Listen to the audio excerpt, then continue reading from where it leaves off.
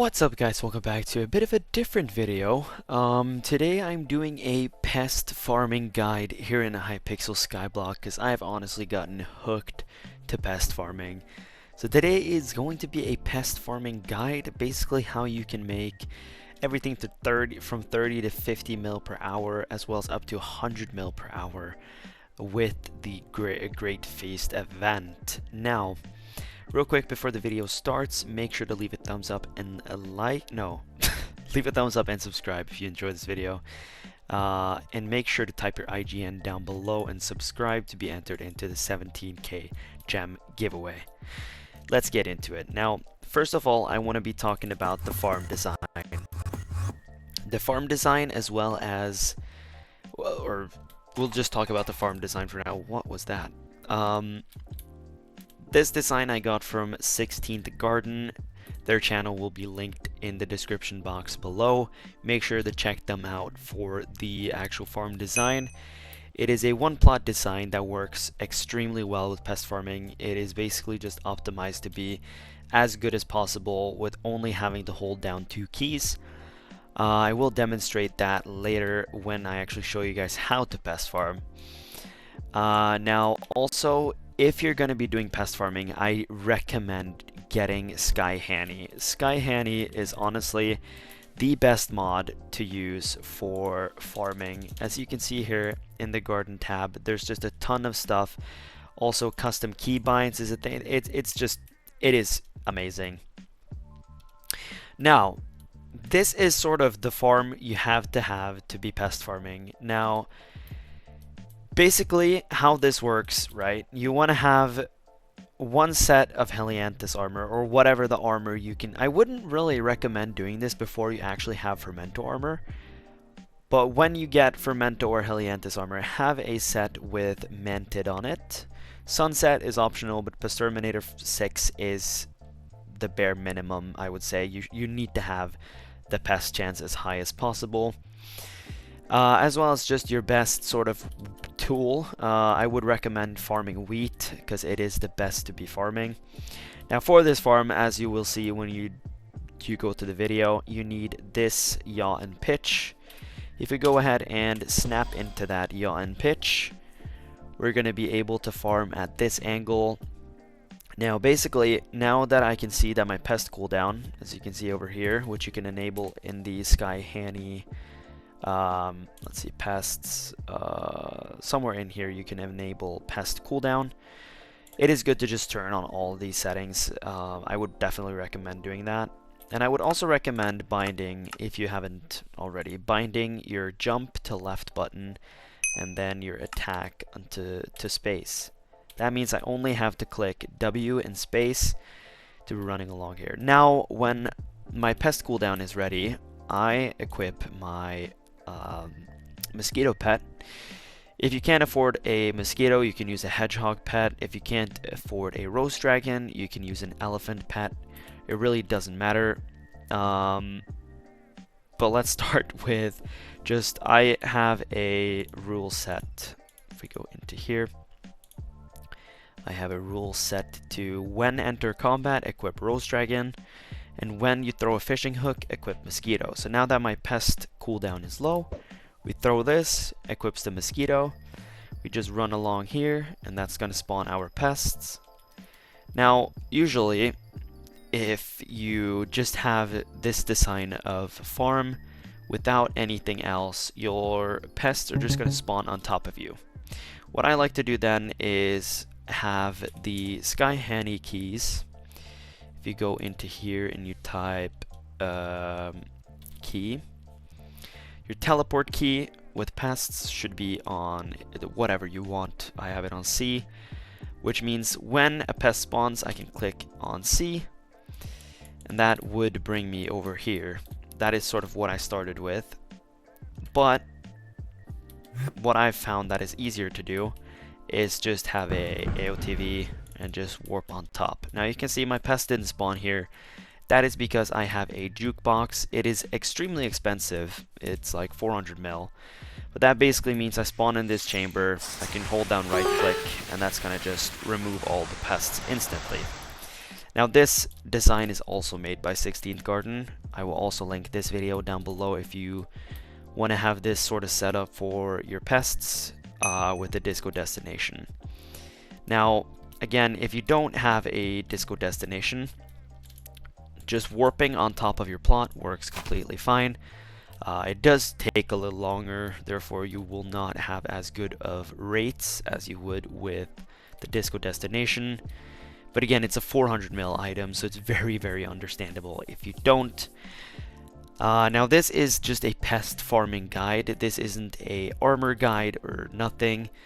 If you guys want a farming item or like farming complete guide from start to finish, I can definitely provide that. But for now, this is just a pest farming guide. Now that's pretty much the basics to pest farming, and when you actually go ahead and kill the pests on top of here, you can just press C and you would be teleported back to where you set your spawn. When you have a disco destination, you need to set the spawn point to basically the slash garden, no, the slash home, yeah, so that you're going to be just teleported to where you set your last home. It is pretty much the same thing. So now I see that my cooldown is ready. We're going to throw the hook, which spawns my mosquito pet. Or I actually said it wrong earlier. If you don't have a mosquito, get a slug pet. And then if you don't have a roast dragon, get a hedgehog. And then if you really wanted to, you could have an elephant while you farm until you actually spawn your pests. Now, let's talk equipment. For the equipment, when I started pest farming, I thought it was best to use the blossom and then switch to the pest hunter gear. It is actually just best to farm all the time with the pest farming gear. Now my current pest chance with the spray is about 455 when my mantid is max. You gotta remember to spray both plots if you actually have a disco destination. If not, then you just have to spray one of them. But if you have a disco destination, you do have to spray both of them to get that maximum pest spawn chance. Now let's see if we can actually spawn a pest here, so that I can showcase how it would be like for me to basically just consume the pests, or basically just show how I kill the pests. If this can actually spawn, there we go. Basically I press R to set my spawn location. I just do /plot teleport 4. I hold out my vacuum, and that's just gonna kill the slugs. I just press Y to be teleported back to my farm, and I can continue farming. It is super simple, super easy. With my setup is worth billions, but with a 1 billion setup, or I would pretty much say that 1 billion setup is gonna be required to actually make like good money with pest farming. But where you're really gonna see this being like effective is during the Great Feast event. Like today, I think I made upwards to 105 million coins in this last hour, or in an hour where I just went all out for the what are they called? The fireflies. So that is why this method is so good for farming, and honestly, it is so simple in terms of you just get the gear, you set up the farm, and you're good to go. Now, of course, if I didn't have the disco destination, if the pest, let's say this pest spawned now, press R to set my spawn, press 3 to equip the Aspect of the Void, and then just teleport up. And then I can go ahead and go around and vacuum up the pests. Then I would just click Y to be teleported back to spawn again. Super simple, super easy.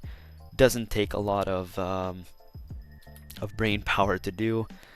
And it is super simple to just do this while you watch something on your other monitor, for example. You can really do whatever. Now, in terms of what you actually get from pests, I would recommend doing slugs for just regular pest farming without any grand feast. But when the grand feast is active, you should definitely do the pest that has the grand feast item that costs the most, basically. So if it was between cactus, netherwort, and the fireflies, I would definitely go ahead and do the fireflies for the maximum amount of money per hour. It is pretty good. Now, getting as much overbloom as possible is needed now when pest farming, because without overbloom, you're pretty much not making any money. Farming fortune is very reduced right now, and you pretty much need overbloom to actually make money. That's why you got to make sure that you get as much overbloom as possible. I think the max is like 190 or something. I'm at 145 currently. I don't have all my chips maxed. That is also really important if you're going to be pest farming.